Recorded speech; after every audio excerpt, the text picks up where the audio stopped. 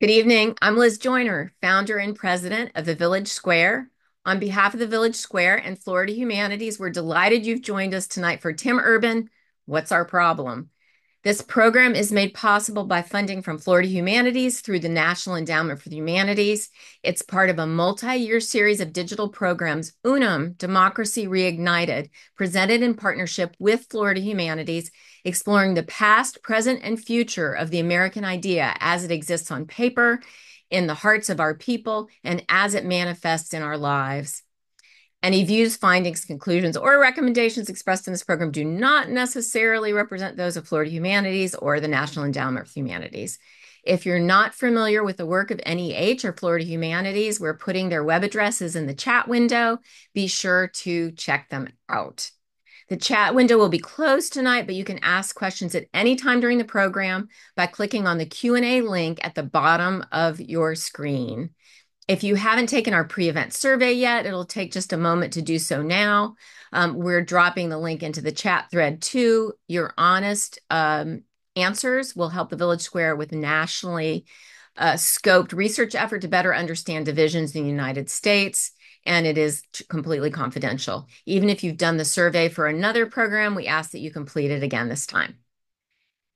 We are delighted to welcome streaming partners, Bridge USA, USC Center for the Political Future, National Institute for Civil Discourse, Listen First Project, Common Ground Committee, Braver Angels, Civic Health Project, McCourtney Institute for Democracy at Penn State, Unify, Talking Politics and Religion Without Killing Each Other podcast, Citizen Connect, Center for the Humanities at University of Miami, Network for Responsible Public Policy, and our wonderful long-term local partners, Tallahassee Democrat and WFSU Public Media. I also want to give a special shout out to our newest streaming partner, but also one of our oldest and dearest friends, Living Room Conversations. It is now my pleasure to introduce tonight's facilitator, back by popular demand, Manu Meal. Manu is a social entrepreneur who is passionate about empowering young people. Protests on the campus of UCal Berkeley over a planned visit by right-wing provocateur Milo Yiannopoulos inspired then-freshman Manu Meal to establish what has now become Bridge USA, an organization that aims to promote democracy, not partisanship, and now has 85 college chapters and 35 high school chapters in 39 states. Manu does not sleep. He was named to Forbes 30 Under 30 in Education. He's the host of the fabulous podcast, Hopeful Majority, where he's interviewed leaders like Andrew Yang and Ibu Patel.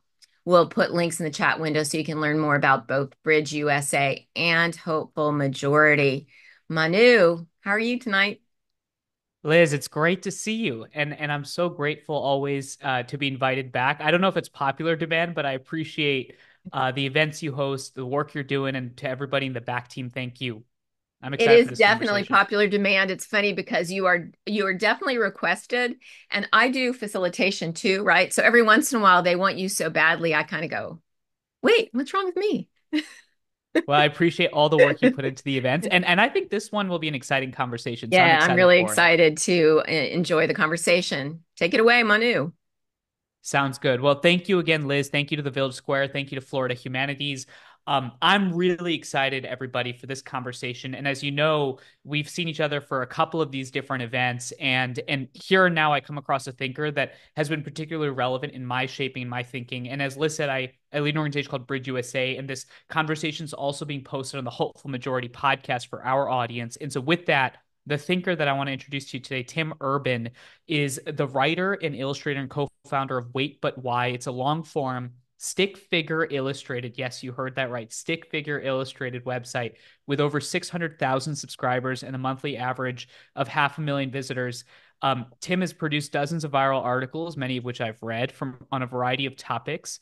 And I didn't know this fun fact, Tim, but apparently your 2016 TED Talk is the second most watched in the history of TED Talks with 73 million views. That's a lot of people procrastinating. And in 2023, to wrap this up, Tim published his best-selling book, What's Our Problem? A self-help book for societies, which is now in the chat.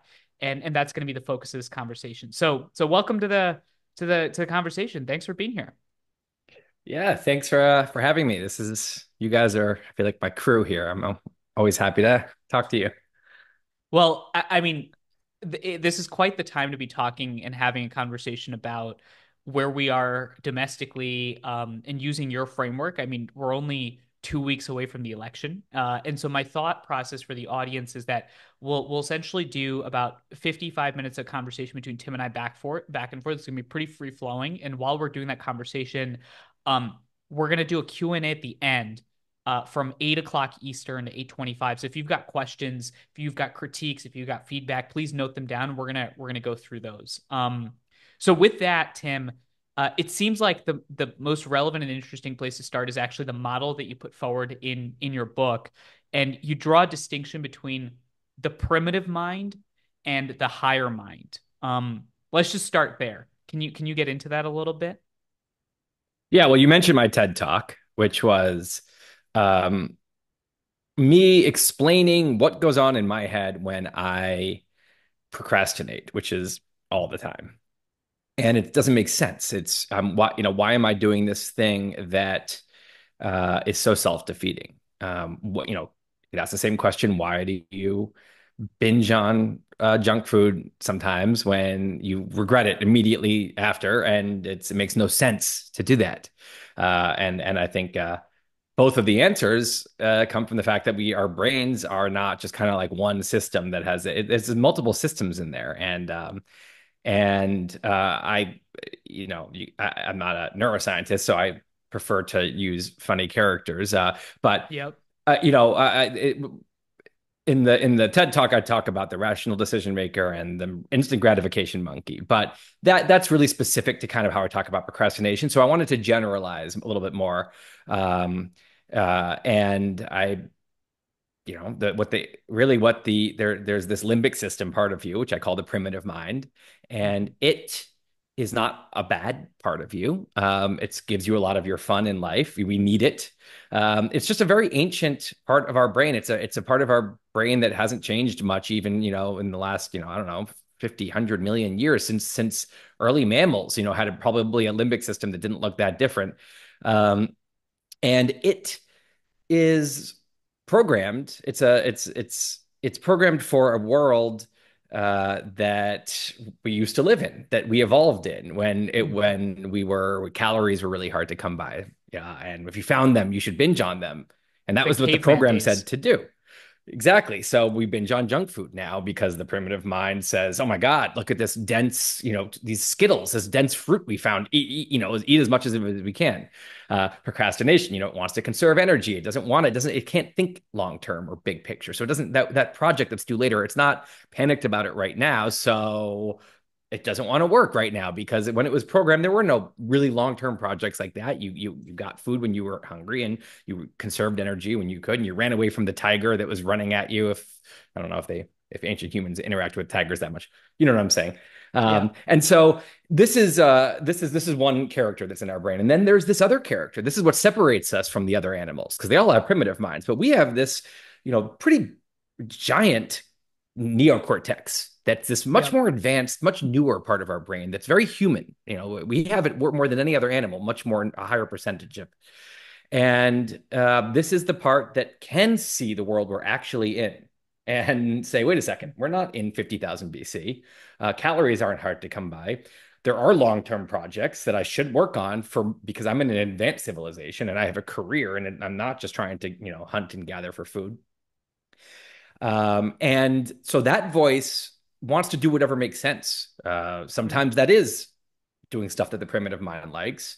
When you're having a good meal, or when it's time to go to bed, or when you're enjoying your weller and leisure time, they agree. But so much of the time in this society, which is really different than the society we evolved into. So it's kind of like we've been kidnapped from our home planet in a way, which is kind of an ancient tribe somewhere in the savannah.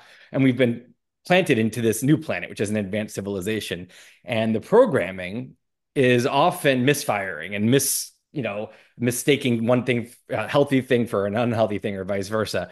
Um, and so there's this conflict. And I think that this comes up in all kinds of ways. So as I just mentioned a few, but of course, in the area we're going to talk about, I think this has a lot to do with how we form our beliefs about stuff like politics or religion. I think those two minds have a lot to say about that, and they say very different things.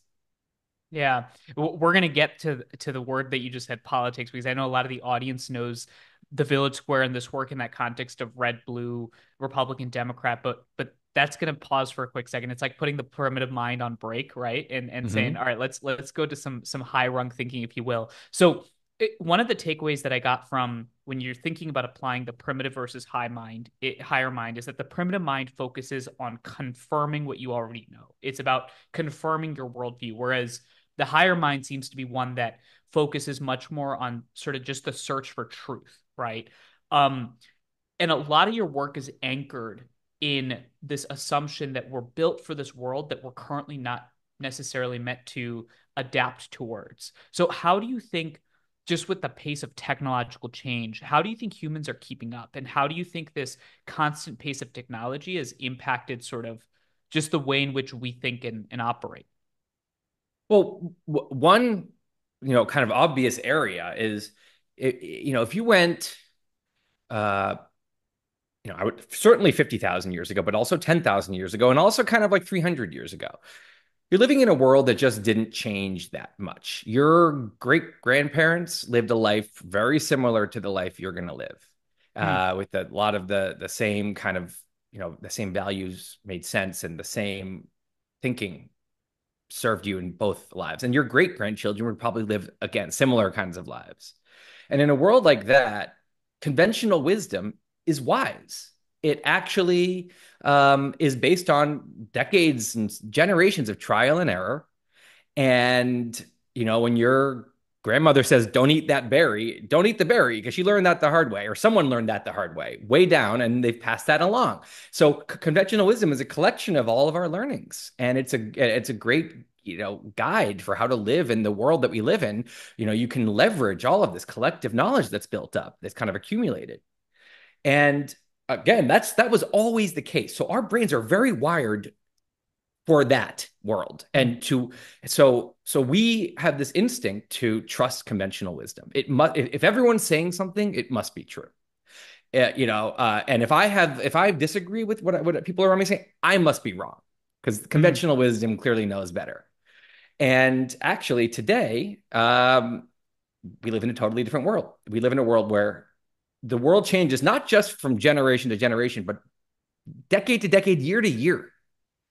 And so, of course, this is a point that applies to business and the arts, and all kinds of anything that involves any kind of strategy or just how to live your best life. Lifestyle choices. Um, we are programmed to kind of follow what is normal, but often what is normal is based on conventional wisdom that's lagging like 10 or 20 or 50 years behind reality. And again, the primitive mind doesn't understand that. The primitive mind wants to follow, wants to fit in, wants to, assuming everyone else must be right. While the what I call the higher mind, this other part of the brain, um, actually is really good at looking at the present and assessing it, and saying, does this actually make sense? And maybe everyone else is wrong. But the primitive mind hates that idea. It feels very scary and very, it's very hard to have confidence in yourself because we're programmed not to. We're programmed to trust the collective. So I think that's an example of how, like, just the way we form our beliefs, we can't really trust our instincts that well because those instincts really don't serve us in a world that's totally different. So you start to introduce this concept of the ladder, right? And it actually goes exactly to, I think, what you just said, which is the way in which we form our beliefs is what's actually differentiating us. Um, can you explain a little bit about this thinking ladder and how it relates to the primitive mind and the higher mind? Because I think that's going to help the audience track to sort of the next level of this conversation, which is, okay, let's now apply this to sort of our political divisions. Right. So the core idea with the ladder is it's a spectrum, because it's not that, oh, my higher mind is doing the thinking right now. My primitive mind is nowhere to be found, or vice versa. It's not like that. You're usually in the middle somewhere. You're not usually you're arguing with yourself about whether you should have that brownie, that second brownie. And it's not that it's so obvious. It's that usually there's a conflict going on.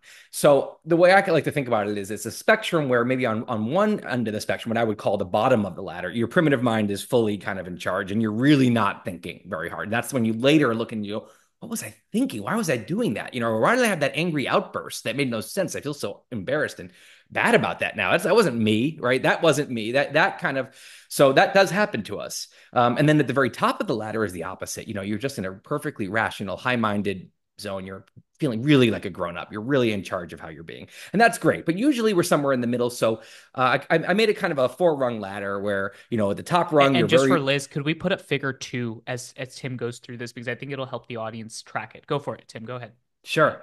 So yeah, you can see here. So these are my very, very poor stick These figure are the drawings stick that figures. I try my best on, and they're not, they're, whatever. So here, we talked about Skittles, right? When there's a conflict, you have to choose between the orange and the green zone, right? You can't make both of them happy. And when you choose the green zone, it's when you're doing something that makes no sense.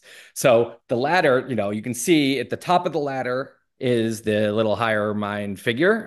That's how I illustrate the higher mind. And the bottom, you have this primitive mind, this little orange guy with a flame. It's this primal fires of your primal fires. And the higher mind has the staff because it's kind of like your higher light. It's this wisdom part of you.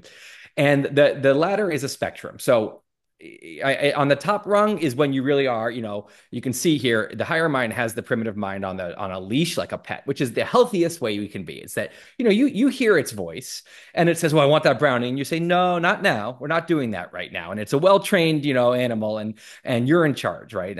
But then you go down a little bit and the smoke from that flame gets a little bit, it kind of riles up. The flame gets brighter and you feel it more, and the smoke starts to cloud your consciousness a little bit. That light from the higher mind isn't as, clear. And you're still in, the second rung, the higher mind still has the edge. You're going to make the right decision, but it's a huge struggle. And you might only make it part of the way. And you're kind of, it's hard. It's much harder to have discipline. And then on the third rung, it's also a conflicted place, but this is when the powers flip. Now the primitive mind is making the decisions. And there's a huge resistance to that, but you do lose the battle. And then on the bottom rung are those moments that I talked about when the higher mind is just large and in charge. You can't even, there's so much smoke in your mind. You are so consumed with, again, there's so many different ways to be consumed. It can be lust, it can be tribal, hatred. It can be, just ravenous hunger, whatever it is. Something is just, you're being yourself. You just have no control over yourself. And and later you look and you say, what was I thinking? So those to me are like the four rungs. And when we talked about forming your beliefs. So I talked about diet or procrastination and these ways that this ladder can apply. This ladder can apply to all kinds of human struggles. The kind where you self-defeat. What I focused on in this book that I think we're going to talk more about today is how this ladder applies to thinking, to our beliefs, to what we believe to be true about the world, about what's right and wrong, our moral beliefs. And I think that the higher mind has a pretty clear motive here. It just wants to do what makes sense, which is I want to have correct beliefs. I want to be accurate. I want to know what's true. And it also knows that truth is hard. It's had enough experience to know that the world is endlessly nuanced and complex, and that you don't always have all the information, and that the right answer is I don't know to many things, but that we're going to search for truth. So it has this humility about it, but also this confidence that it can learn and this integrity. So this is great. If we all thought like that, the world would be an amazing place. But of course, we have the other character in our And just to clarify, that's for the higher mind. That's the higher mind. Of integrity, the search of truth, looking through evidence, not confirming, but sort of focused on trying to sort through information. Yeah, it's the same part of your brain that wants to eat healthier, that wants to exercise, that wants to do your work when you should be doing it and not procrastinate. It's just logic. It just makes sense. It's not rocket science. It's just basic logic, grown-up behavior. But the reason we all have a hard time with this, whether we're grown-ups or not, is that this primitive mind thinks totally differently. And when it comes to how we form our beliefs, what it wants, this limbic system wants to feel right, wants to have conviction about your beliefs and really about your beliefs of of us, the people like us. We believe these things, and that's correct. And I don't even need to research because it's so obvious that it's correct. And it sees your beliefs like as sacred objects that are almost a part of you. So when, if someone challenges those beliefs, it feels like it's a physical threat, and it just wants to confirm those beliefs. It wants to taken information that confirms the beliefs and it just rejects the information that doesn't, which of course is the opposite of how you would find truth. The higher mind wants to take in all kinds of views, especially ones that conflict with your mental model, because you want to see, well, where am I wrong? Let's test this thing. So we don't think like either of those. We think like a combo of those. And on your best days, you're really at the top of the ladder where you're really focused on truth and you're humble and you have integrity about what you know and you don't know. And you say, I don't know a lot. And as you move down the ladder, you start to feel attached to certain beliefs. You want, this is a debate, but you really want this side to be true. And by the time you're at the bottom, you can't even conceive of ever being wrong. Of course, I'm right about this. Of course, we're right about this. And the people who disagree with us are terrible and awful and wrong. So that is the battle going on in our heads intellectually. And it comes up in all kinds of areas. So just to take a quick step back, because I can imagine folks saying this makes a ton of sense, right? The way that the ladder operates, this distinction between the primitive mind and the higher mind. But Tim, for a quick sec, why are you even focused on coming up with this model? Like what's the point of all of this? Just like if you took a step back, like why is this what you focus your time on? Why is this the stick figures that you wanted to draw? Give us some of the significance behind the model. Yeah, I didn't start here. I started with the question that, was the title of my book, What's Our Problem? Why is everyone hate each other? Why is truth so like in such a dark age? Why are we acting like children on social media, at our dinner parties? When it feels like our society was getting younger and more immature every year. And that's supposed to go the other way, right? We're supposed to be wiser. You're supposed to look back at people we look back at people in the 1930s and we look at their racism and we say, oh, they're so unwise and they were they didn't, now we're so much better, and we are. But then in all these other areas it was going the wrong direction, and I was like, what is going on? And that's when I started to say, okay, I and again we get into politics in a minute, but like it to me, it wasn't what the discussions were all about, which is the bigger problem, the right or the left, the red or the blue team, and I said, I don't think that is where the answer lies here. I think that there's another axis that we need to, that people, whether they're on the right or the left, I see certain people who are truth focused and who have integrity and who are nuanced and who are being productive about this. And I see other people who are just making things worse, and they're not serving the causes they claim to be serving. They're hurting their own causes and they're making everything worse. And I do see that on both sides. And so I said, look, what is this axis? What is actually going on? And that's when I started thinking about, okay, what is, because I know this because I've been on both of those people. I've been in crazy tribal zone. I've been higher minded. And what is going on? Just like I did with procrastination, I said, what is going on in my own head? I started there, and I kind of said, okay, I think this is actually a lot like procrastination. I think that these two characters, they form beliefs totally differently, and I think that the vertical axis is defined by that. And I think that the problem isn't on the horizontal. The problem is this low rung kind of thinking and how it's And the gotten horizontal worse. being left right. The horizontal in this case, again, you can apply it to Case. any set of beliefs. You could go to a country that's having religious turmoil and talk about their horizontal. The horizontal is just the what you think axis.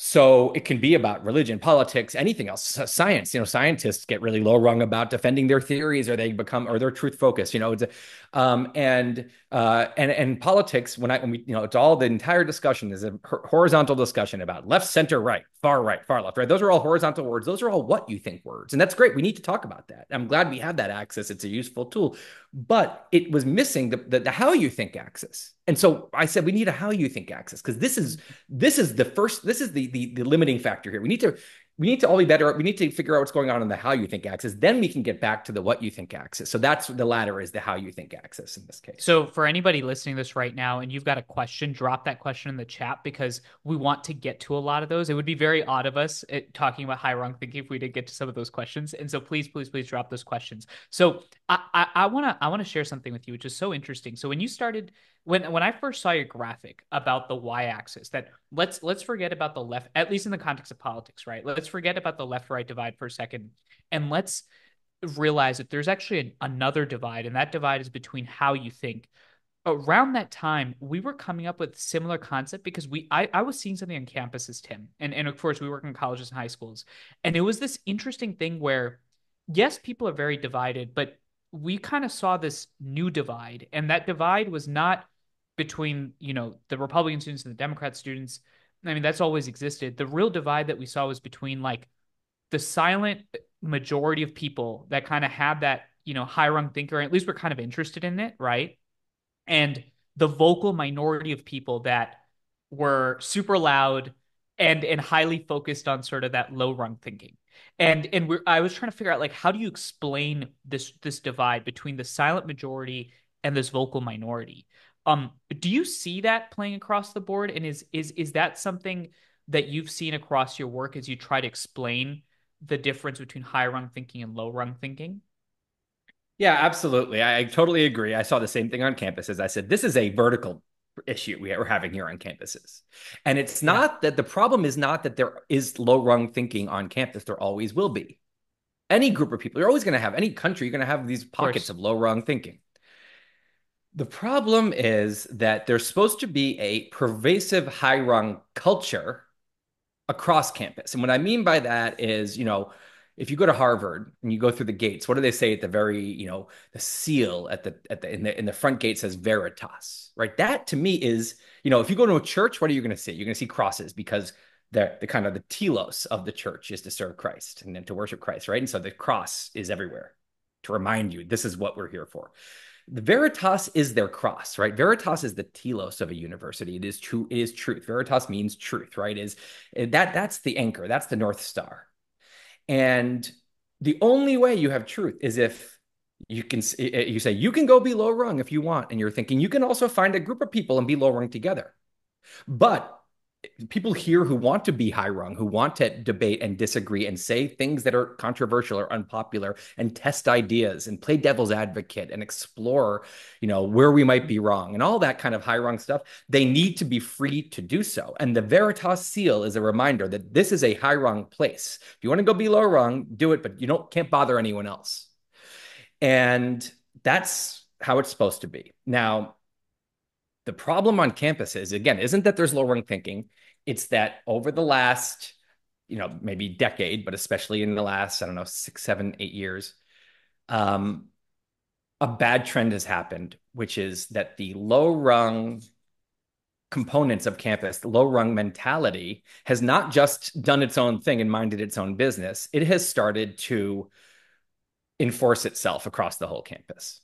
And so you'll have, one ideology that gets powerful enough to say, okay, without taking the actual Veritas plaque down, essentially crossing out Veritas and saying, our ideology. And that is now, this is the new telos. And people who disagree with our ideology, they're going to be punished, which is that right once that starts to happen, the entire high rung mechanism, which is amazing, collective intelligence that emerges from that, disappears. And the majority, if the high rung people are being silent, it's because the culture has been kind of hijacked. And so that culture that's supposed to say, oh, no, no, no, no, you do not try to censor people on campus. You do not bully people on campus. You can do your own thing and you can choose to, be like that, but you can't first. That has failed. That's like kind of the high rung immune system that campuses were supposed to have. It's like the immune system failed and the virus of low rungness, instead of being contained to these pockets, spread over the entire campus. And once that happens, it doesn't mean that you're a coward or a weak person now if you don't speak up. You don't want to lose your job. You don't want to have, and so it becomes this is something that humans do. It becomes very scary to speak up and to defy now these kind of people who are acting like the mafia. And if you do defy them, you're going to get ostracized. You might get sanctioned and punished and smeared. And no one's going to stand up for you because they don't want to be the next one. It's very kind of, smear campaign, scary kind of McCarthy, Red Scare type behavior. Humans do this. Look at every, part of history. You can see this. Well, it's happening. It was happening and it's still happening on campuses. Mhm. So there's I have a something you term for said that, by the way. I just which to is you finish want, that yeah, one you, thought. you want to bring that out? Yeah. Yeah, the term I use is idea supremacy because I was like, what is really going on? And I think there's if you can pull up like slide 5.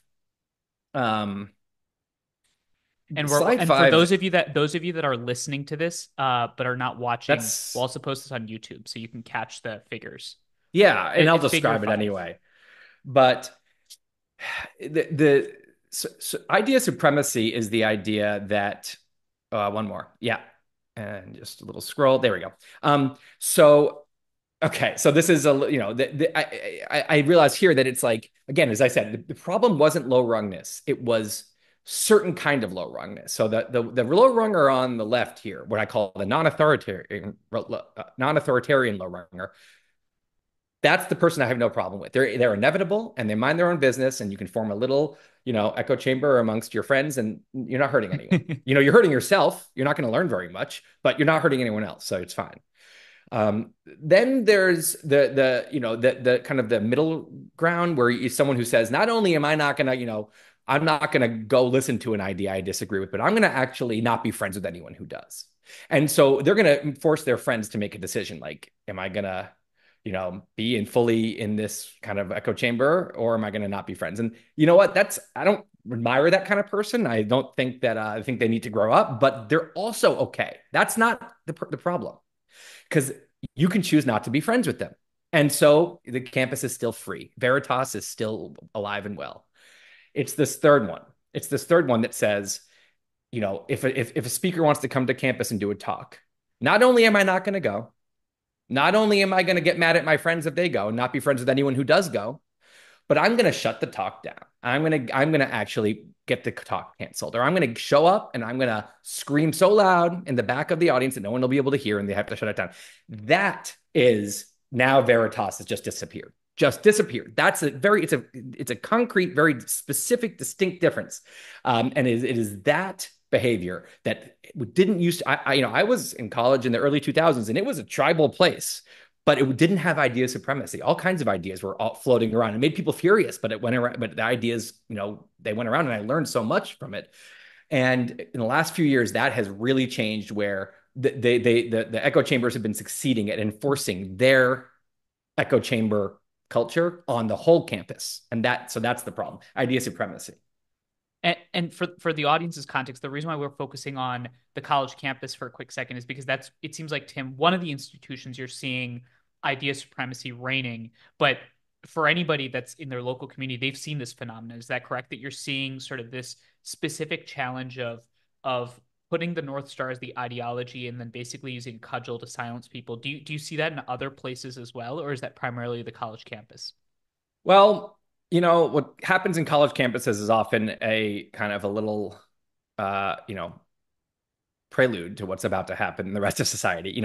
I was one of the first 1,000 people on Facebook because it was a college phenomenon originally, and then it spread to other colleges, and then it spread You were everywhere. one of the first 1,000.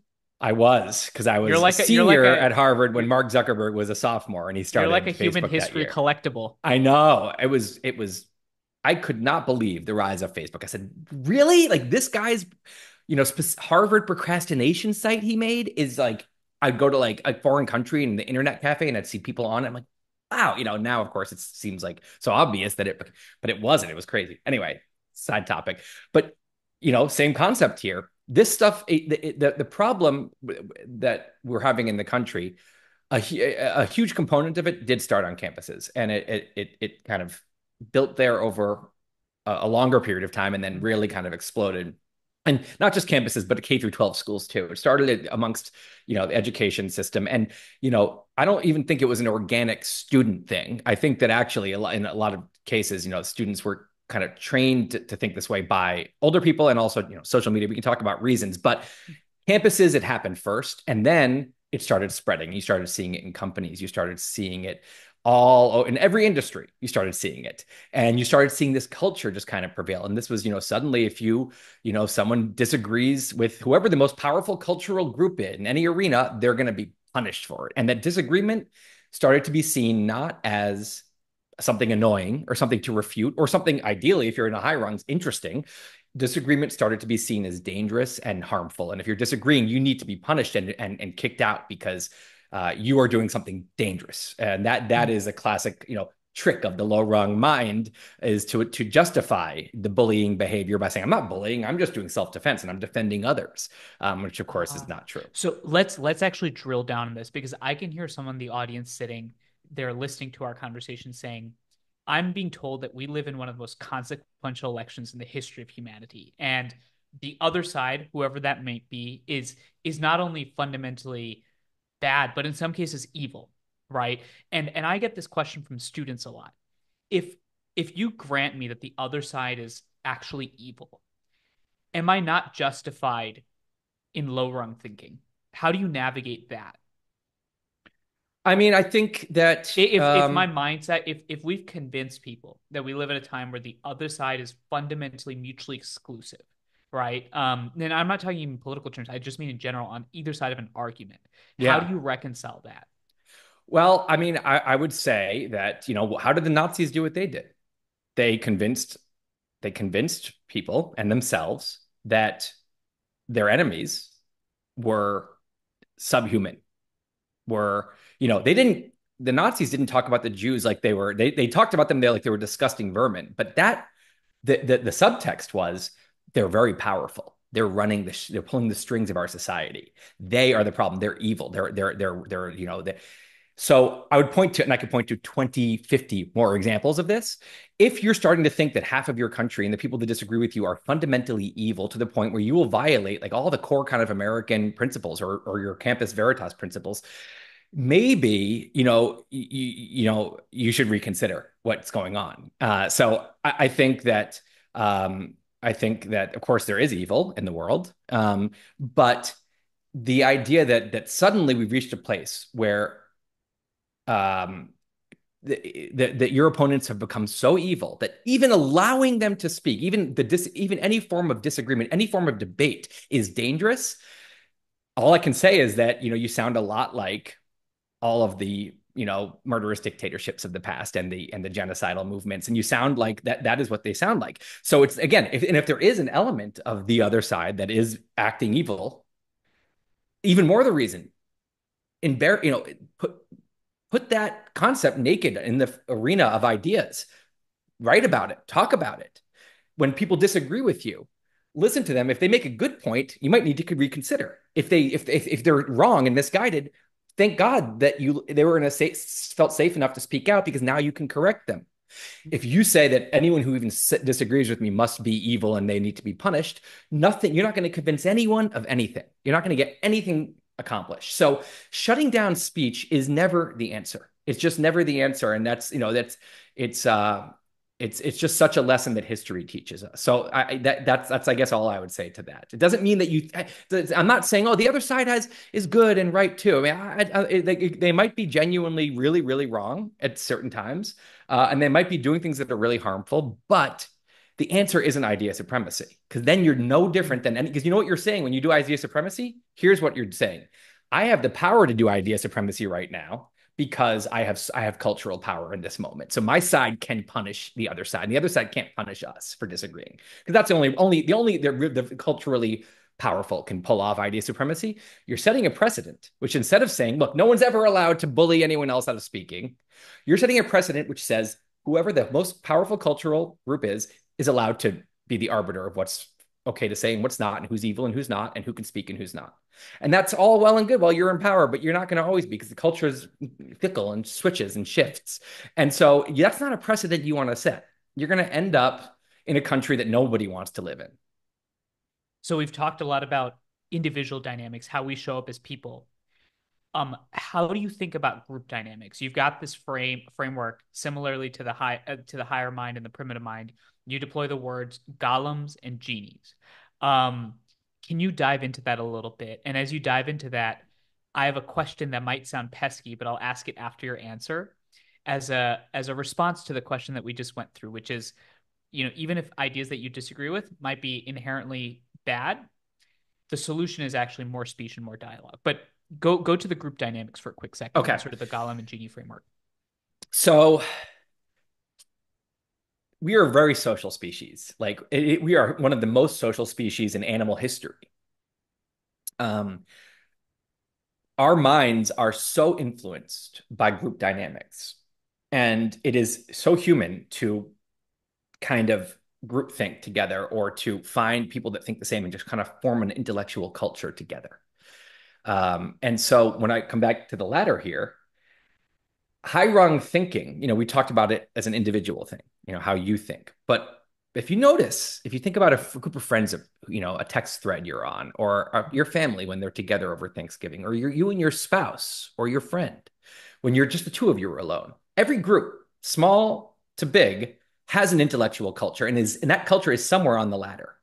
So if the culture is higher up on the ladder, you and your friends, what that means is it's cool to disagree. It's cool to say, I don't know. I don't know makes you sound smart in that culture. People respect you for saying that.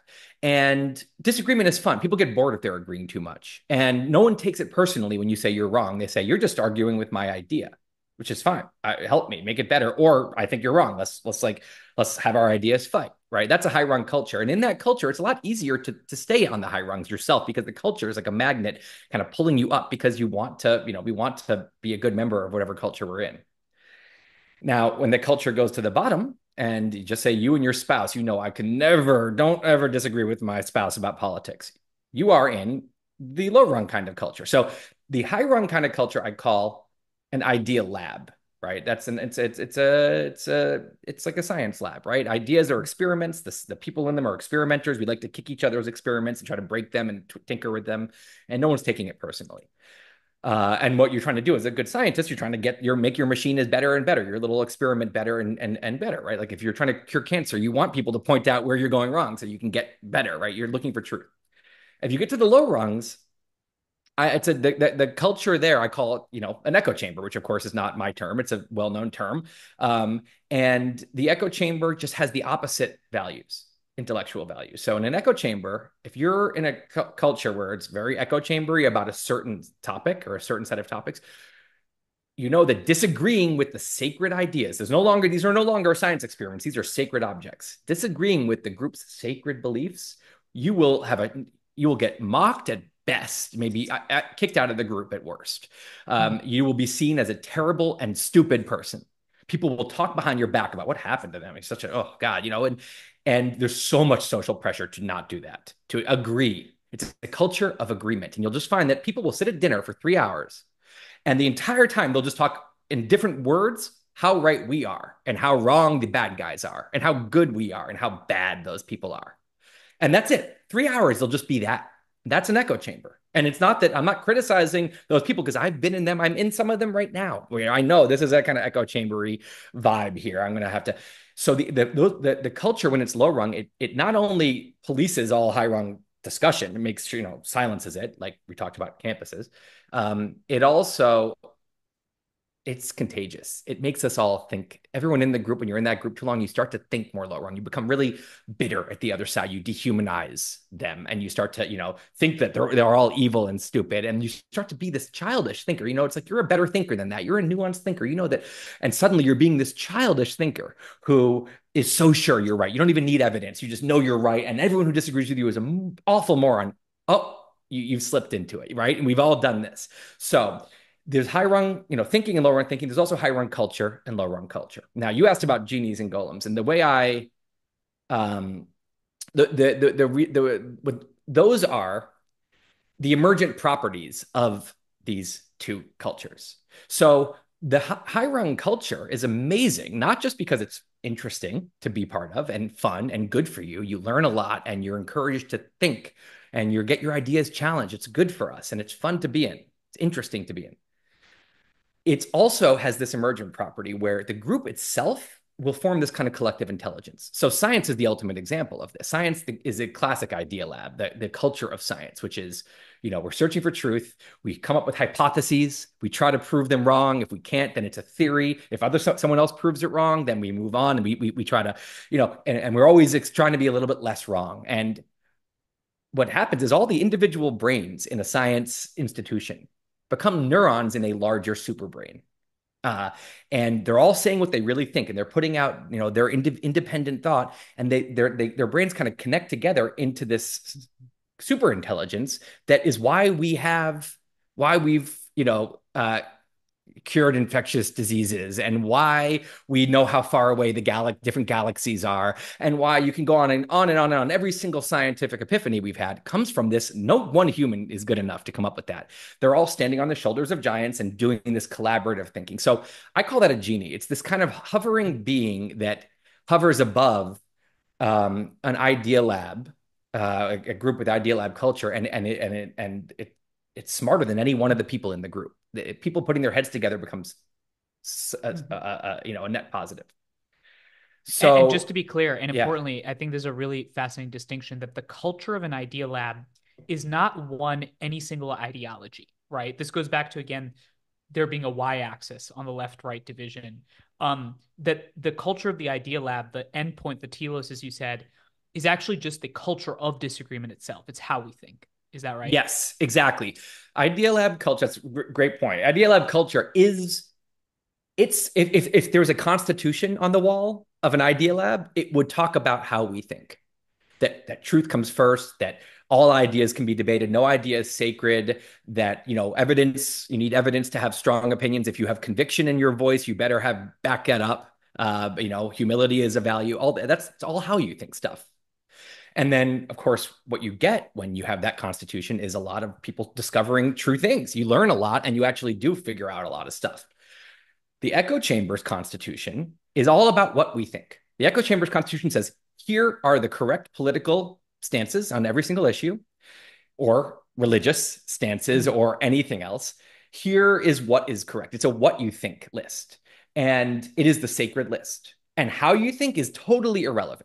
Whether you got to your conviction about point number 3 through research, or just because obviously we're right about that, doesn't matter. What matters is that you have the right opinion, that you're the right place on the x-axis. You're the right place on the what you think axis. We don't care how you think. In the Idea Lab, people can, it's like ice skating, a back and forth on the axis. You can be anywhere on that. Just stay up high on the how you think axis.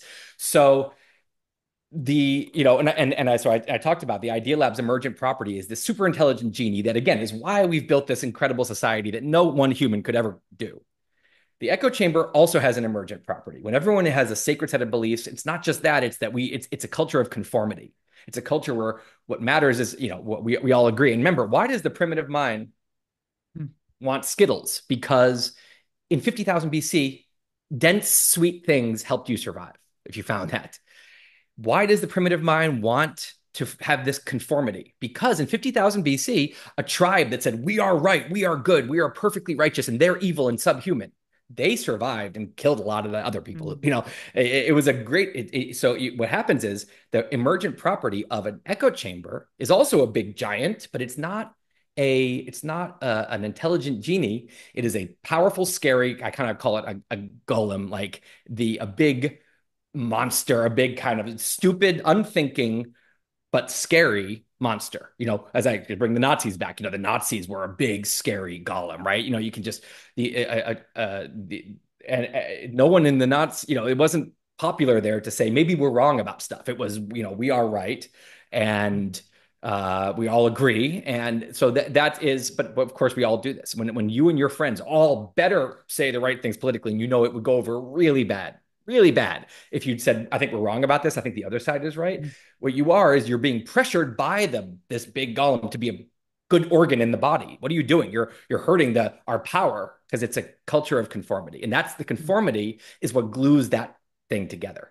That glues that giant together. So you have these two giants. When I look out in the world, I see these two giants kind of interfacing with each other on campuses. To bring that back, you could to use these terms now. What is healthy is when you have echo chambers on campus, policed as in kind of a policed by the culture into their own little bubbles. So you can have these golems there, but they can't hurt you if you don't want to be in them. So the genies thrive, and the whole campus becomes a big genie. And the problem is that the high rung immune systems failed. The fence around the most powerful golem Mm. fell down, and this monster started tramping through campus, and everyone started screaming and running for cover. And now it's standing in the middle of campus, and everyone is saying, is terrified. Do not say anything that's going to hurt that golem. And that, of course, is imagine what that does to the poor students who are there to try to learn and become better thinkers. And we can go into that more, but yeah. Is there ever a time, in the spirit of us being an idea lab, is there ever a time where primitive thinking, low run thinking actually makes sense in our modern society? I think it's great when you're loving your kid, to have unconditional love for your child, and to think your child is beautiful no matter what they look like, and that is the limbic system, doing its thing, and it's beautiful. And I think it's great, right? I think there's a lot of times when primitive thinking is helpful. I think when you form your beliefs, it's going to make you dumb. So the question is there a time when conformity and strength is more important than being right? And one area I could say is if you don't have a strong enough, there's a lot of times when you had no choice. When there's one country that's attacking another country, and if you're being invaded and you don't win, you will all die, regardless of what rung you're thinking on. So, and if you're in a war, now this is primitive stuff, right? We're in the primitive minds territory now, right? Dehumanizing the other side and trying to the point where you can kill them without guilt. And dying for your flag, and you will fight, under your flag, that is an extremely primitive environment, but sometimes it's necessary because the alternative is you all get killed. So yeah, I think unfortunately there are times because we live in a world of humans, and it's not that advanced. We're still kind of maybe in 100 years this won't be a thing, but we live in a world of humans. Sometimes golems are necessary, but not usually, and not in the U.S. usually. I think that when you see it in the U.S. today, what it is it's a remnant of it is that the necessity that used to be there to form this thing rearing its head in a place where we don't need it, and it's our instinct to do it. And so you have these golems tramping around, acting like we're in a society where you need to be conformist and just crush the other side, and that's not necessary. So there's a really fascinating point there, which is this idea that the golem is standing in the middle of campus while everyone else is running away, which sort of assumes, right, implicitly at least, or at least this is what I'm reading into it, that we live at a time where most people generally are interested in the idea of being open-minded. Most people want to be listened to. Most people are open to the concept of high-rung thinking. And yet the golem still persists. Why is it that the culture of the golem, the culture of lowering thinking, is so loud at this moment? It feels like it's everywhere. And this actually links into a thread of some of the questions that we're already getting. So let's actually let's just oversimplify a little bit and divide Go for it. people on campus into four groups when it comes to like, genie versus golem type thinking. So the first group are who you just described. They want to be high rung. And not only do they want to be high rung, and that's how they think, and that's how they want campus, but they're very brave. They're brave and they have so much integrity that it doesn't matter how scary it is. They're going to get out there and say it. And if their golem's going to punish them, so be it. They'll be a loud example and hopefully inspire others, right? There's not that many of those. Again, it goes against our nature. We really want to fit in, especially when a golem's around. We all kind of want just to be in the favor of the golem. We all want to kind of suck up to it. It is just human nature, or at least not get in its way. But so group one, let's call it like, the vocal high rungers. Now there's a big group of people who are also high rungers at heart and maybe in their private conversations, but they're just timid. They're not going to risk their careers, and they're not that disagreeable. They don't want to be hated. They don't want to get in fights, right? It's a lot of us. And it doesn't mean you're weak. It just means it's not your personality. For most of us, it's not. And so those people will be high rung when it's safe to do so. The first group will be high rung no matter what. The second group will be high rung when it's safe to do so, when the Veritas plaque is truly running the show. Then they'll come out and speak, and they'll be great members of campus. As soon as that Veritas thing gets quietly taken down and replaced by something else, they get very quiet. So that's the silent majority. Then there's a big group. So before we get to that, then there's the group that is enforcing the golem stuff. These are the kind of vocal zealots. Let's say these are people who they're usually in their echo chamber kind of with their friends, hating on everyone else. But as soon as the culture kind of gets weakened, they smell it and they will pounce and they will bully everyone. They will be idea supremacists if they're allowed to be, if they can pull it off. Otherwise they won't, but not out of integrity, just out of the necessity, because the culture is they don't want to be bullied either. They don't want to be laughed at, so they will be quiet. But once it's safe, they will be ideas. So they're the ones who are kind of pulling the strings of the golem. But I think there's a huge group they want to be popular. Whatever's popular, they will do. If it is popular to be high rung, to say, I don't know, and to debate, and to say, I don't like echo chambers, and free speech matters. They're going to be all about it. And the second it becomes no, free speech is what bad people, it's their excuse for things, and actually these are dangerous ideas, and actually this ideology is right. It's not even an ideology; it's just the basic humanity and truth. And they're suddenly going to be full zealots with the bullies. So that's a big group because a lot of and those people don't have much integrity, but they will do whatever's popular.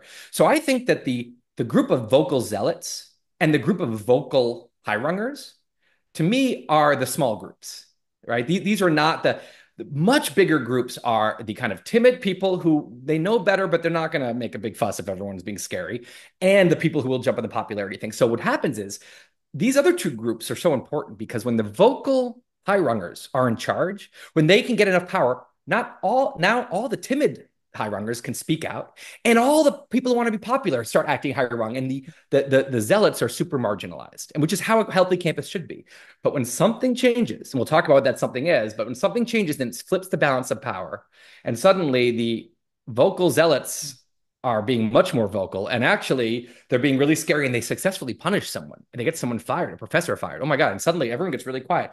And oh God, all the timid people get really quiet. And now the popular people can see where the wind's blowing and say, oh, these people are, I want to be on their, it's like the popular crowd is like the sidekick of the bully in school. So as soon as they realize, oh, this is the new popular kid, they're going to jump over to that side. So suddenly all you have is a few vocal high rungers speaking out, and then this huge mass of other people that are all mimicking the bullies, the zealots, and it feels like everyone agrees. But actually, it's still only these two little groups that actually have a strong opinion on this. So it's this very subtle human thing, and you can notice it happening. Now, what swung the balance of power? I mean, that's a long answer. Yeah. It's it's a trend that has been going on for a while in the U.S. It has a lot to do with the changes in the media landscape And specifically, what swung the balance of power towards the vocal low rungers. yeah, toward which and then inherently burst the golems out of their fences and had them starting tramping through campus and created things, totally violating the sacred oath of the Veritas. Why, that was kind of the kind of things. Why now? Why I was in college, and it was a bunch of echo chamber people in their echo chambers being furious, but they couldn't do anything because we're going to have debates on campus. It's a campus. Are you insane? Of course we're having debates. And the high rung culture was strong. It stood up for itself. It defended itself, and there was an immune system there. And now there's not. It has failed. So what is that? And again, it's too long an answer to be thorough about, but here are some things. I think one of the major things that has to do with it is social media, because what the intellectual bullies couldn't do, the would-be idea supremacists, what they couldn't do when I was in college is start a smear campaign on Twitter or Facebook, and they also weren't on these social media sites being pretty much indoctrinated into low rungness by the algorithms. The algorithms, not because anyone is trying to do low rungness, because the algorithms want activity and attention, and low rung firing up the primitive mind is a great way to do that. So algorithms are part of what has kind of brought the country down a little And bit. importantly, there's actually something else that you said when you were describing those four groups, right? Which is that one of the largest groups are the people that will do whatever's cool and socially credible. And Yes. on social media, we privilege, and all the credit goes, the traffic, the influence, the engagement Yes. goes to low rung thinking, not high rung thinking. We talk about this all the time, that there's an outrage industrial complex. Is that sort of what you're getting at? Absolutely. Um, there's a business model. I was just writing about, for a totally different topic, the Industrial Revolution, and it was started because the steam engine was a new invention that converted heat energy to movement, to kinetic energy. And suddenly you have all this coal that can be turned into, moving cranks in factories. And then in all of these, all this greed came in and started innovating and saying, how can I get a piece of this? How can we build more factories and better machines? And it changed everything. But it was that spark of this new invention that created it. Social media is an engine that has found a way to convert outrage to money. And outrage, or really it converts outrage, to attention, and attention to money, because it's really an attention market. More attention to more money. And nothing, it turns out, early on in social media, it wasn't like this. They hadn't figured it out yet. And the algorithms weren't, hadn't really, because there was no like button yet. This is, stuff that John Haidt talks about. There was no like button and This retweet was when you yet. were the first thousand. Yeah, no, This when I was was the the first OG thousand, social media days. it was literally like you friended your friends and you looked on, wrote on their walls about funny jokes from last night. I mean, it was so harmless. And Twitter was, John Ronson talks about how it was a radical de-shaming platform. People used to, say, oh, I do this embarrassing thing. And everyone would say, me too. Haha, you self-deprecating. And then you have the like button, you have the retweet, and suddenly it caters to a different thing. And suddenly you want, the posts that get people angry, get a lot of likes and get a lot of followers. And suddenly the algorithms pick up on that and they start pushing those people. And the whole thing, feedback loop, suddenly you have this thing where it is rewarding, exactly like you said. I think there are vocal bullies, super zealots who are thriving in this environment, but that's not the majority of the big outrage creating accounts. It is people who want attention and followers and money, and they're profiteers is kind of the more is the generalized word for it, because wanting popularity is one thing. You also could want attention. You also could want money. You also could want fame. You could want status. But what do those all have in common? Is there's no integrity there, because you're pretending to have to say certain things for one reason, and really it's because you're profiting in this other way, right? And It's just our colleague Amanda Ripley, I mean, Village Square and Liz have hosted Amanda before, talks about the conflict entrepreneurs, right? The folks that are after conflict as a totally. currency. And here's the thing about humans is we are, if you ever had a dog and you train them, it's the dog is wired a certain way. That's not changing. What you can do is change its environment. And if you give a treat, that's part of its environment, right? That's a reward that comes in, or if you give a punishment or whatever.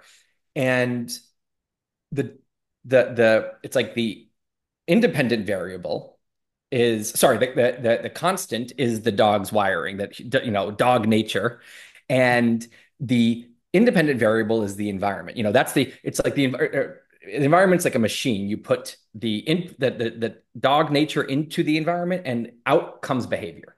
And the environment changes, the behavior changes, but it's the same input. So That's humans right. are the same way. Um, our human nature is not changing. That's been a constant. If you have a high rung environment, we will act more high rung. A low rung environment, we will act more low rung.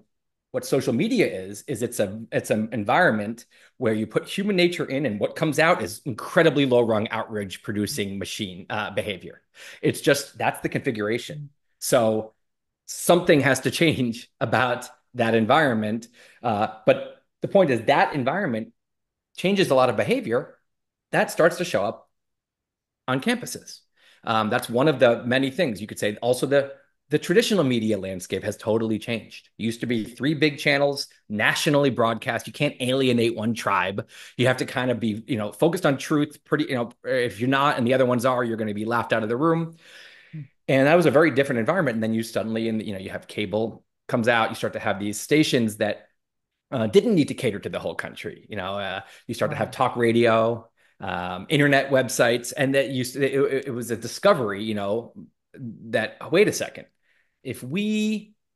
what if we stop trying to cater to the whole country and give up on that and accept that we're going to alienate half, but go super tribal with the other half and just confirm with their beliefs instead of focusing on truth. And it turned out, I mean, look at Fox News, right? Look at MSNBC. Look at Rush Limbaugh, right? I mean, there's so many examples of, it became a huge business model. And suddenly, what does that do? That changes the environment that we live in. And that environment is going to now change our behavior and our thoughts and our emotions. And so there's a whole, yeah. And I was actually going to ask how, when it comes to solutions, how do you build that culture? But I think you put your finger on it, which is we have to shift the environment. Right. And it seems like, I mean, so many of the folks watching this right now, there's so many amazing leaders of different organizations. They're all building that environment. We've got a ton of questions and 20 minutes. And each question we could probably spend 35 minutes on. And so you're going to hate me when I say this, which is let's try to get through as many of these questions as possible, because there's some fascinating ones. And I think they would actually follow directly where the conversation was headed, if that's Perfect. good with you. So the first question, this was actually a question, Tim, I was going to ask when you were talking about what's happening on our campuses, but specifically when you talked about how an idea lab is not about certain confirming truths, but it's about trying to generally build this culture of disagreement, right?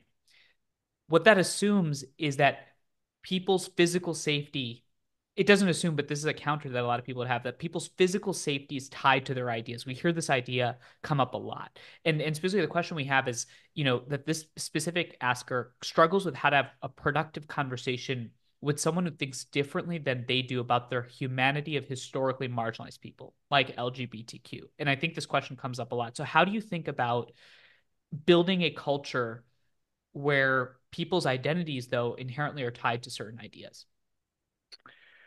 Yeah. I don't remember the exact source or the exact numbers here, but I read an amazing article about a trans activist who went to one of the most like rural conservative towns. And that town had been surveyed beforehand, and it was like 0% were basically like supportive of trans rights and whatever.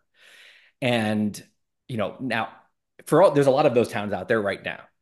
And what do they hear from the trans activists, right? They don't hear much. I mean, what they hear is kind of what their tribal news tells them about, and that tribal news is going to paint this in the worst way. And to the extent they do hear about it, they're going to be seeing footage of the worst, most, bigoted versions of those activists who really are saying nasty things about them. And it's just whatever. You're going to stay right at 0% support. So this activist did the opposite and basically talked to them, asked them questions, explained, well, here's my perspective, here's my background, here's what my life has been like. And it was this, I don't know, I don't remember the exact details. And I think it was 70% by the end were in favor of supporting this person and had completely changed their mind in the movement. And I really think that taps into so much here, and that this idea that these people don't like they erase my identity, or they don't have any respect for the historical or the current marginalization of whatever, or they want to take away my rights or whatever. And therefore the right way to handle it is to either to try to silence them and punish them if they're in my university or whatever. That I always think that's wrong. But then that leaves you with two options, which is ignore them entirely and just decide that you're never going to get through to them, and say I can't talk to these people. Or try to get through to them the way that activist did. And I'm not saying it's always the right thing to try to get through to them. Sometimes the answer is sometimes you have that uncle at Thanksgiving that there's just no way that person is so deep on the low rungs. It's just not worth your time. There's so many higher rung people to talk to about your We all have that ideas. uncle. Yes, but what I've noticed is that a lot of the time, when someone says, "Oh, that horrible uncle I can't talk to about politics," it is a complete question mark in my head. What's going on here? It could be that the uncle is truly a low rung, intellectual monster, and you can't talk to them, and there's no way they're going to change, and they're going to make fun of you for whatever. Or maybe that uncle has different views than you, and you are the low runger, because a low rung person, a low rung nephew or niece, is going to think that the uncle who disagrees with them is the most awful person ever, and you can't talk to them. So I think a lot of the times when we think these other people are awful, you have to be careful. Am I being really low rung here about them? And sometimes the answer is yes. Now, if it's not true, if you truly are, you would want to talk to them in a respectful way. You want to actually hear what they have to think and discuss with them, and that you won't get through to them, or they just have these repulsive beliefs they won't ever change. Fine, then just don't talk to them. Ignore them.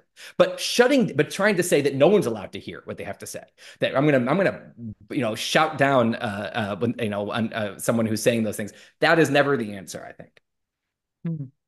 And this actually gets to this general sort of cultural point, which I think a lot of organizations here are focused on. And there's a ton of conversation guides around there about how to engage. But I think the fundamental thing that you're saying there is that activists talked about their human empathy and connection, and that human empathy allowed their experience to be relatable, which allowed there to be a real conversation. So what this inherently goes to is a question that a lot of other folks have, which is that it's very easy to attract to our low rung thinking because it's easy to spend time with people that agree with us. And this specific question is that a lot of people have a hard time spending time with opposing viewpoints because it's just too painful. It just sounds like a life-sucking experience. Any thoughts on that? And do you agree or disagree with sort of how to navigate that point of human nature? I get it. I get it. I mean, when there's a really hot topic and I have, three text threads with three different groups of friends and one of them is totally agrees with me and I can send a link and even if that link's a little bit maybe biased and maybe that's not such a really good study but it says the right thing I agree with, that group is going to be really friendly about it and they're going to say, "Oh, totally." And they're going to thumbs up and heart the link. And then I send it to the other group and that group is going to say, "Oh, come on, Tim, you're going to believe that?" Like, oh, blah, blah, blah. And then we're going to end up in a 4 hour, text thing.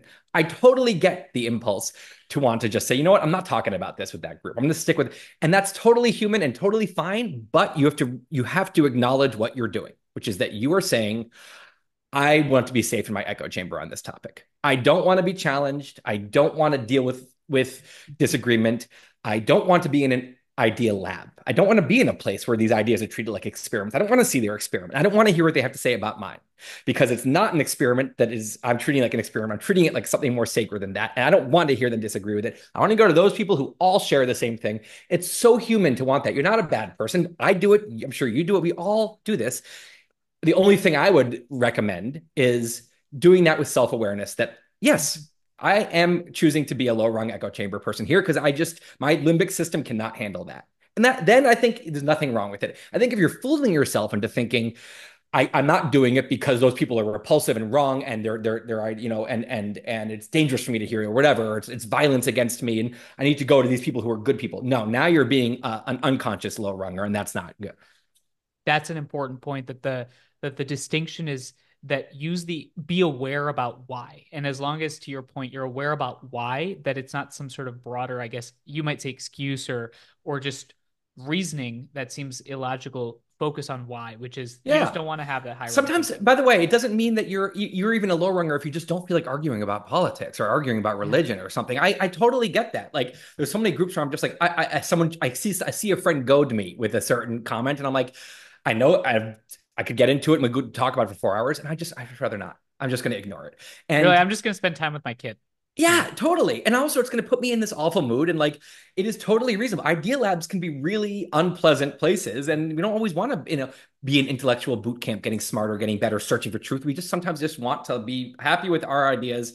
But you have to then say, it's again, if you're eating Skittles and this is bad for me, and I shouldn't do it all the time, but I'm going to do it now and have a cheat day. That is so much less bad than someone who is thinking, oh, it says on the thing, made with real fruit. I can have as much of this as I want. And you're actually believing that it's not. That is someone who'd say, we need to talk to this person about their diet. They have a serious, like they're heading down a bad path.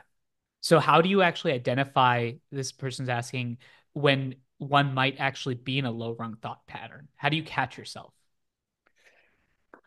I think it's so okay. Here's a graph I like to I like to think about. So on you have y-axis is conviction, how sure you are you're right.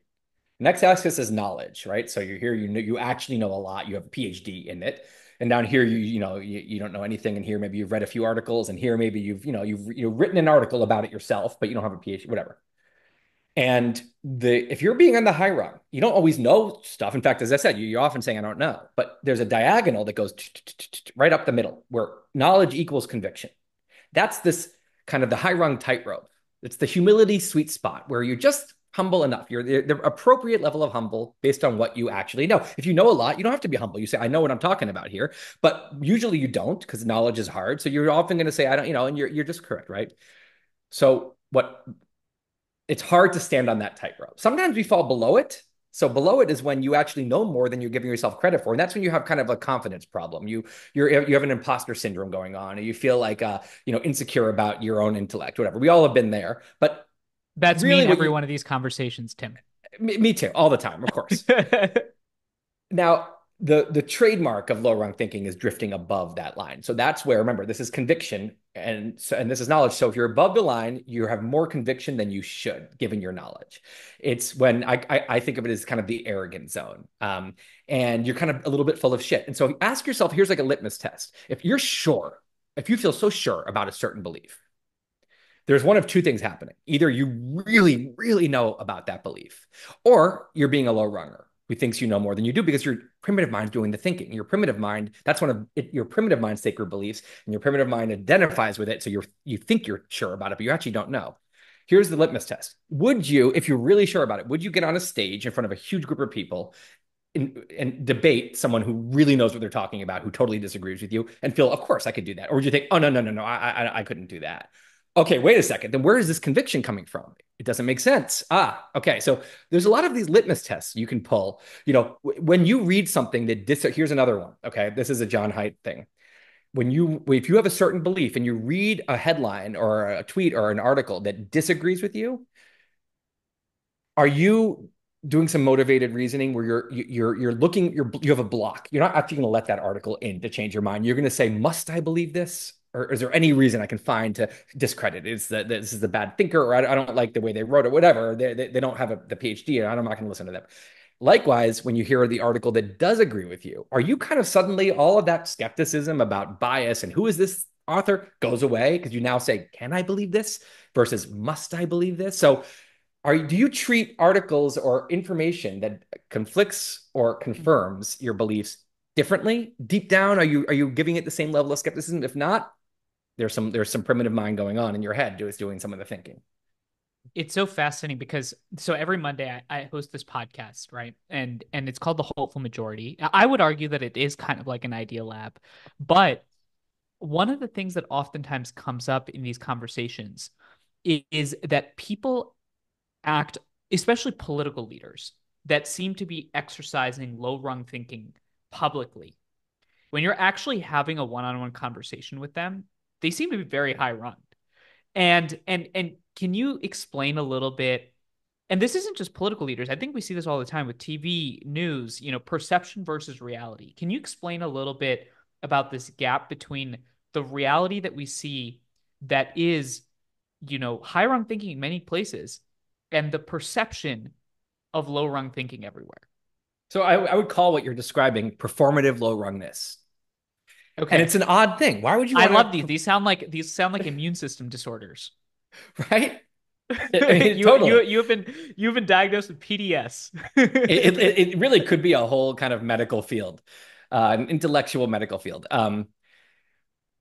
Why would someone do performative low rungs? And by the way, I noticed the same thing. So a friend of mine was at a dinner or something, and they were next to Sean Hannity at the dinner. And this is not a person who is a fan of Sean Hannity. And they were so surprised. They're like, this guy's great. This guy's so like friendly and like he listens and he's charming and what? And they talked to him for a while and they actually, asked him, you're so different than you are on TV. And he said, yeah, I'm an actor. That's a character I play. And I think, he, of course, actually has a big show and he's on Fox News and he's expected to be he's a very specific, very, provocative character. Okay. But I think a lot of us do this, right? There's a character we play. And so politicians, media people, journalists, big Twitter accounts, podcasters, whoever, often there's a character. Now, why would you want to play a low rung character, right? That's a bad thinker, right? Why would you want to hide your nuance? And, if you are someone who actually is a high rung thinker, that's a better way to think. That's more respectable. Why would you want to do that? And the answer is that there's probably some kind of audience capture. You're kind of not, integrity is not your top value here. Mm-hmm. You're choosing popularity. You're being a profiteer, and you're choosing whether you want to get elected or you want to have ratings or you want money or you want attention, whatever it is, followers. You're choosing to go for popularity over integrity and over authenticity to yourself. You're down to play a character. And the reason that that is profitable is because of the environment. It's on social media or the political environment right now.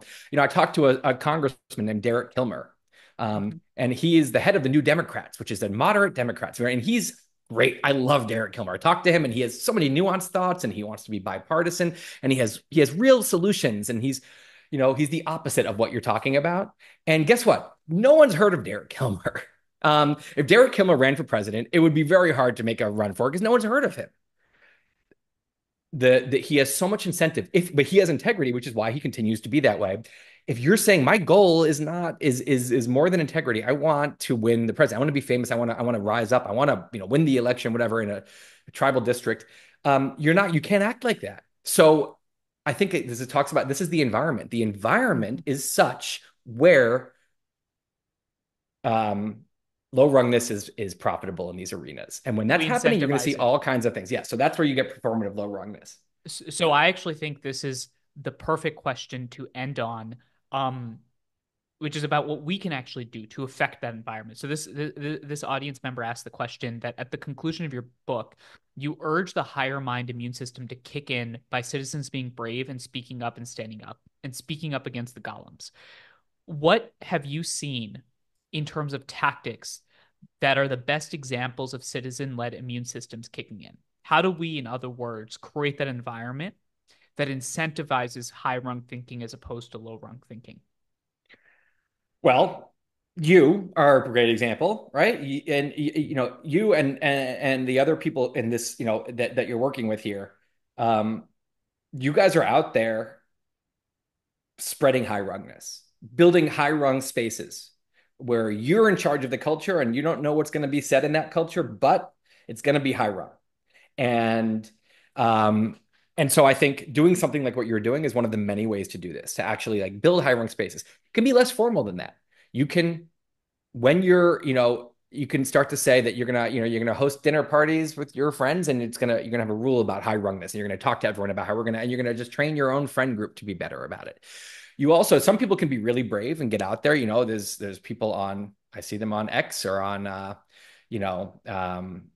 podcasts who are saying things that are high rung in the face of a very, a tribal tsunami on a certain topic. There'll be a certain topic that suddenly it's like, whoa, two golems are like, just like, it's like gladiator pit. And like, we're all just like, oh my God, this is like too huge. And you'll see it in spite of that, people, on X who are just saying things that they're just getting thrashed by one of the golems. But here's the little secret is that if we were in, Maoist China or Nazi Germany or so many other places in history, and you start to try to defy the golem, you're going to get killed or imprisoned for the rest of your life. So that golem has a real cudgel in their hand. Here, the cudgel is an illusion. It's a social cudgel. It's a cultural cudgel. They can't actually hurt you right now. Now, if you work at the New Yorker and you're going to start, criticizing left, kind of, sacred left ideas, or if, you work at, I don't know, Breitbart and you start whatever. Yes, you might lose your job. So you couldn't get hurt. If you worked at a university, you might lose your job, right? But even then you have to ask yourself, like, is it worth it? Maybe the rest of my life will be better because I just have I feel free now. I can just be myself and I'll get a different job. But most of us aren't going to even lose their job. Most of us, actually, nothing's going to happen. You go and you do this thing that feels to our primitive minds like we're about to be ostracized for the rest of our lives. And actually, nothing that bad happens. That's the truth. So I think that to look at the reality and realize that like these things seem scarier than they are, and that not having integrity and not being kind of vocally who you really are and authentic to yourself is its own damage to you. So it's not that there's no cost. And the question is like, which cost matters more? And actually that cost of defying the golem is actually like a lot less bad than it seems. And actually maybe defying your own authenticity, it might be worse than it seems in the long run, for your self-esteem. So I think just having, yeah. And I think there's something very powerful there, which is that building this culture of high rung thinking, the worst case consequence is the social cudgel, which is much different than a lot of other societies. Then the physical cudgel, you will get shot by a firing squad. I mean, seriously, that is night and day. One is actually unbelievably scary and dangerous, and the other is kind of like, What am I in middle school? I can't handle some criticism. I can't handle. And by the way, who am I being criticized by? By the bullies. These aren't the people I respect. These aren't my people. You're not being, so I think I just think it's worth reflecting, on the actual environment. Remember, the primitive mind thinks Skittles are healthy. The higher mind can see that they're not. The primitive mind thinks this is scarier than it is because in his world, if you get kicked out of your tribe and ostracized, you're going to starve. The higher mind can see that it's not. So look at it with your higher mind and say, I actually don't think that this is as scary as everyone thinks it is. I'm just going to start being myself, and the sky probably won't fall. So in the last 5 minutes, audience, do not run yet because this conversation has been fascinating. We're building a community of high rung thinkers, I would say. And I think, as you said, a lot of the amazing organizations watching this, doing the work, are building that culture. So I've got one last question for you. This is a Liz Joyner special. And again, a huge thank you to the Village Square and Florida Humanities and Liz for hosting these amazing programs and the team that put together the work in the back end. You and I just get to talk, but there's amazing people doing this work. So before I ask this last question, we actually have a survey that we'd love for you to fill out, and there'll be a $100 Amazon gift card. Talk about incentivizing a culture of high rung thinking, people. There's a $100 Amazon gift card if you check out the survey that just got dropped in the chat. And while you're filling out the survey, we're going to drop a couple other links. We're going to drop a link to Tim's TED Talk if you haven't already watched it. I was actually a college sophomore when I watched that TED Talk. I was one of 73 million that was procrastinating watching your TED Talk, which I think is the biggest irony of it. You can also learn more about Tim's blog, Wait But Why. That link is about to be dropped in the chat. You can also buy the book. And finally, every Monday, I host conversations exactly this on the Hopeful Majority podcast. And part of the reason why it's called the Hopeful Majority is because I think, again, to your point, Tim, there's a new divide, and that divide is not about what we think, it's about how we think. So with that, here's the final question from your book. I got a passage. I've been using a little mantra when I'm down on the low rungs and I have a moment of self-awareness where I realize I'm on the low rungs. I say in my head, climb. It's not a scolding moment. It's a moment of self-compassion. I'm doing that thing every human does sometimes. It's okay. I caught myself. Climb. Talk to us about climbing. When you meditate, what do they always say? They always say, oh, you notice your mind drifting, which it will. It's okay. Just notice it and gently bring it back, right? It's like that. This is something where we all do this. We all have a limbic system, or you wouldn't be alive, right? This primitive mind is not going anywhere. Very active in our heads, and sometimes it's going to just get the best of us, right? Just like your mind's going to run in when you're trying to meditate. This is literally like we have no choice about this kind of thing, but we can be more or less self-aware. And if when you're meditating, that the mind running is the thing that you're trying to catch and bring it back. If you don't know that, you're just going to think for the time you're meditating. You're not actually going to meditate, right? So you can't do that until you understand even the game. So what I would kind of call on people to do here is not to be perfect high rung thinkers. You're never going to do that. Is to just have the game even in your mind, the game of I want to be high on this. I want to next year, I want my total minutes where I was kind of up on the high rungs to my total minutes on the low rungs ratio to be a little bit better than it was this year, right? I'm not going to be perfect, but I want to get a little bit better. It's training, like meditation. You're training your mind. So when you catch yourself, I realize that I have too much conviction on this thing. I couldn't debate anyone, and I act like I could. Okay. I'm not. Don't There's no shame. I'm being a human. Yep. Okay. Climb. Just stop with that conviction because it's not earned and it doesn't make sense. And if you just do that and you have that game in your head, you have to know the game to even play to start getting good at it. So just if you can have that game, it's amazing how you can improve and by the way, so much pain goes away. There's so many times when I'm bitter at my friend who's arguing with me, or I read a tweet and I'm so angry, I'm scrolling and I'm angry. This has helped me say, this primitive mind is for no reason and makes no sense. The primitive mind is all worked up. It just takes all the power away. And suddenly I laugh about it and I move on. So I think it's an empowering thing. It's good for us. It helps us be happier people as well as better thinkers. Well, believe it or not, actually, Tim, I think that at this moment, the high rung thinking is so especially important, not even because, it's important to have that thinking, but I think it actually shapes people's minds into realizing that there's a new divide. And I think people are looking for hope around rallying around a new way of approaching our politics, our church life, our religious life, our community life, our friends' life. And I'm surprised you didn't actually push back on this, but I think a lot of people listening to this would agree with you. Honestly, talking to people you disagree with is not a life sucking experience. It's actually, in many ways, one of the most dopamine inducing things you could do. Oh yeah. Oh, idea labs are great. I mean, it's again, if it's the key is that if it's a high rung culture, then it's fun because then you say something and say, no, no, no, you're being biased because of this, and you say, oh, I don't think I'm, and you're having fun. You're playing with each other's.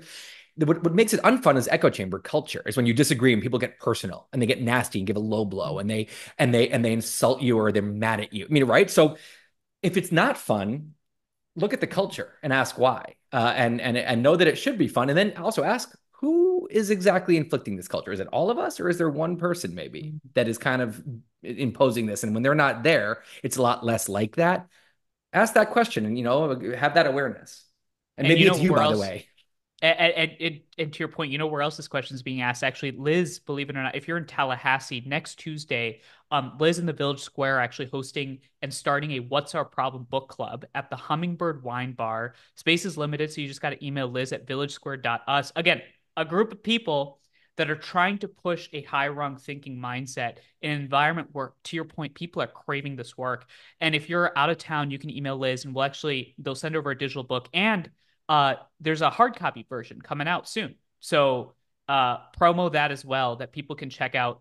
That's happening, and that's also dropped in the chat. And I just want to again say that, on behalf of all the young people at Bridge USA doing this work, on behalf of Florida Humanities, the Village Square, the rest of the amazing streaming partners, thank you to the audience for joining. Thank you for your time. Thank you for your thoughtful questions, and importantly, Tim, thank you for your time and your work on this. Let's go fight the golems. Yeah, and thank you for having me on and for all the great questions and for for doing what you're doing because I wrote the book and then that was what I did. You're continuing this. You're just doing this all the time and we need more of that. And so I'm grateful to you. Onwards and upwards. Good night, everybody.